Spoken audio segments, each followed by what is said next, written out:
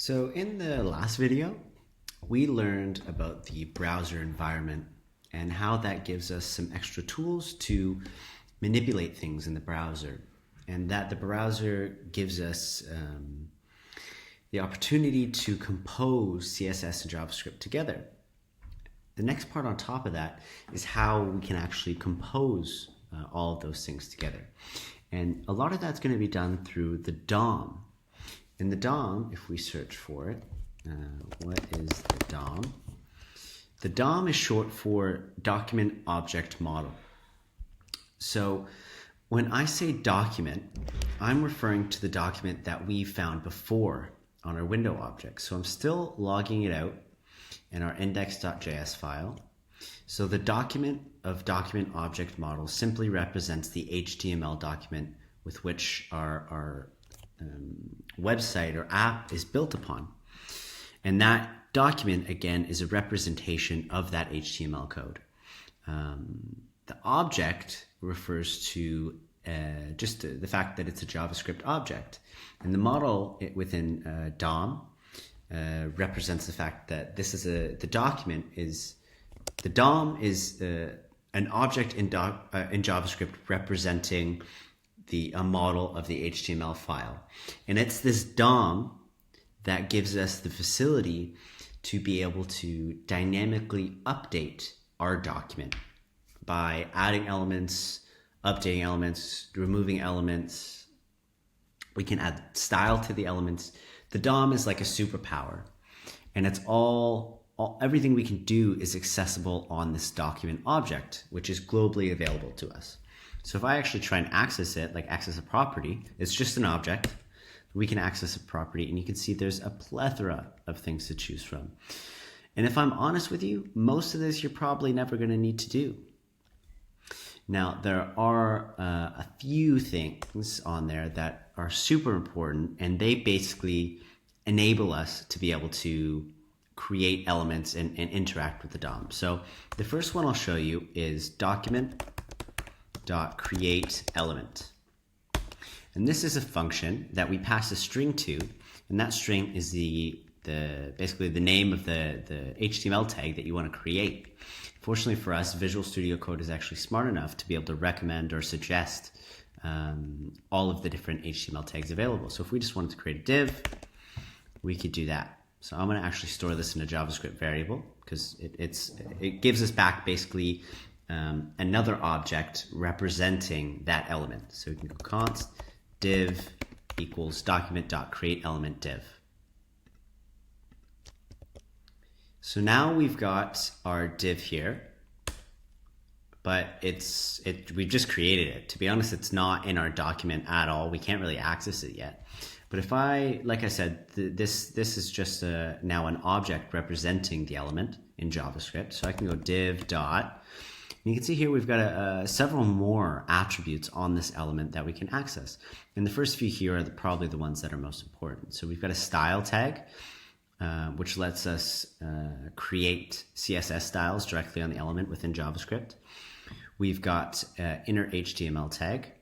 And this inner HTML tag actually allows us to put content inside the HTML. So it's essentially setting what's in between the opening and closing tag within an element. So we'll do that for this div here. We'll set the inner HTML equal to this div was created using JavaScript. Now, again, we're still not going to see it. So if we go back to Chrome here, we've got our document running. There's no div that says that. Now, we can create an element. We can update an element. We can, of course, also add that element to our document. Now, how would we do that? So the main way you're going to do that is by doing document.query selector. And this seems a bit unintuitive because what we actually first need to do is we need to use this function to select an existing element within our document to now append this newly created element to. So to simplify it, what we need to do is we need to choose where in the document structure that this element needs to go. So I can start by selecting just this tag here. So maybe I want to append it to the end of the body. So what I can do is I can query selector and I can just type in body. And we can see again, it'll suggest the options we have to us. We have a body tag in there. I'm going to go call const body.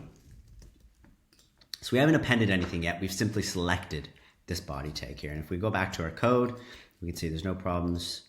Everything should be running smoothly. Let's just make sure to live server is running. Yep, so that's still running good, but we've done nothing yet. Now that we've selected the body, it's again just an object with properties that allows to manipulate it. And this is all part of the DOM, the document object model. We can do body dot append child.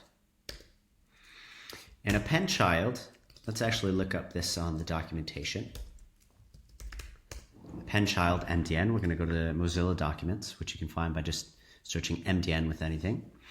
So a method to add a node to the end of a list of children of a specified parent node. So this is going to let us take that first node, that div element that we created, and append it to the very end of that body. So we can actually take this div that we created up here and pass it as the first argument to document.append child. If we save that here, we should now see a div with this in there,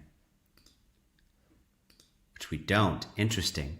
Cannot read property append child of null. So this is actually another interesting problem. So when we first created this document here, we put the script tag in the head. But what happened, what happens when this file gets read is it gets read from top to bottom.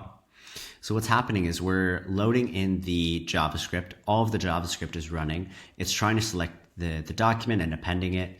But the body actually isn't loaded in until after all of the JavaScript is run. So when you're putting a script tag into your project, it's important to put it after the body tag, or you can put it at the bottom of the body tag to make sure that everything runs in the order that you'd expect. So now let's jump back here. And now that we've rearranged the script tag, now we can see that we've been able to create a div using the DOM, append it to the body of our document, and you can see very quickly how this could really give us a lot of flexibility in doing anything.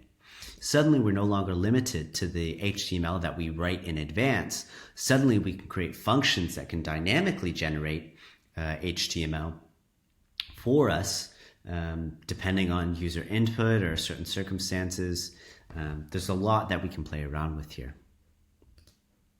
Now, if we wanted to take this one step further, I'll show you how to use the style prop. So now that we've got our div up there, we figured out how to append it to the document. We can go div.style, and this will give us access to the style attribute on this div.